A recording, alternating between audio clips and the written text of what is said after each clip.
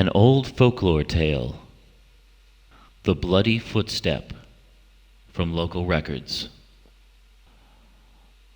On the threshold of one of the doors of Smithills Hall, there is a bloody footstep impressed into the doorstep, and ruddy as if the bloody foot had just trodden there.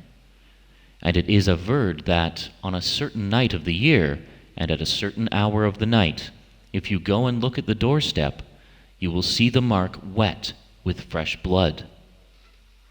Some have pretended to say that this appearance of blood was but dew.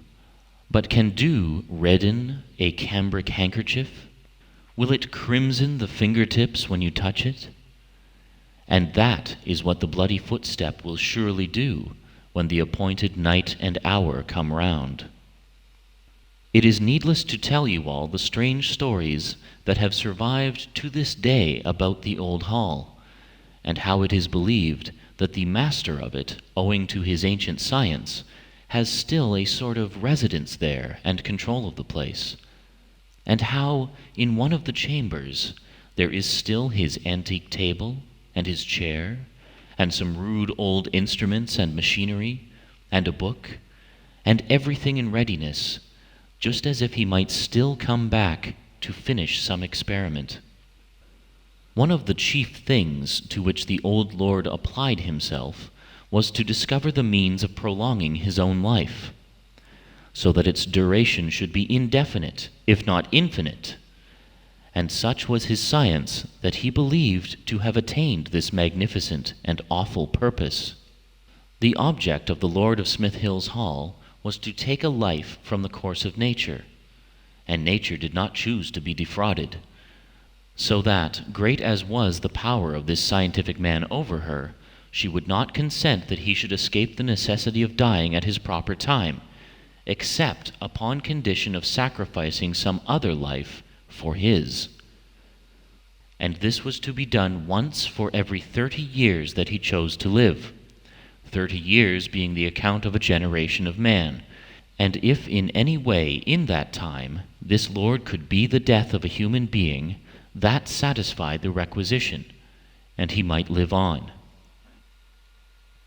There was but one human being whom he cared for. That was a beautiful kinswoman, an orphan, whom his father had brought up, and dying left to his care. He saw that she, if anyone, was to be the person whom the sacrifice demanded, and that he might kill 20 others without effect. But if he took the life of this one, it would make the charm strong and good. He did slay this pure young girl. He took her into the wood near the house, an old wood that is standing yet with some of its magnificent oaks, and there he plunged a dagger into her heart. He buried her in the wood and returned to the house, and, as it happened, he had set his right foot in her blood, and his shoe was wet in it. And by some miraculous fate, it left a track all along the wood path and into the house, and on the stone steps of the threshold, and up into his chamber. The servants saw it the next day, and wondered and whispered, and missed the fair young girl, and looked askance at their lord's right foot, and turned pale, all of them. Next, the legend says that Sir Forester was struck with horror at what he had done, and fled from his old hall, and was gone full many a day. But all the while he was gone, there was the mark of a bloody footstep impressed upon the stone doorstep of the hall. The legend says that wherever Sir Forester went, in his wanderings about the world, he left a bloody track behind him.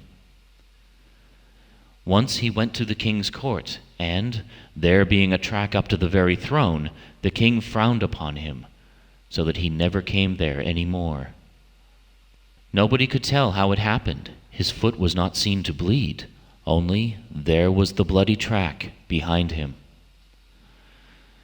At last this unfortunate lord deemed it best to go back to his own hall, where, living among faithful old servants born in the family, he could hush the matter up better than elsewhere.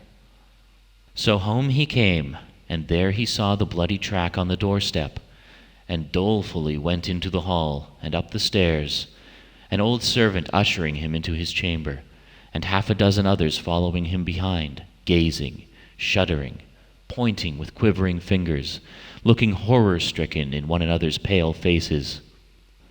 By and by he vanished from the old hall, but not by death, for from generation to generation they say that a bloody track is seen around that house, and sometimes it is traced up into the chambers, so fresh that you see he must have passed a short time before.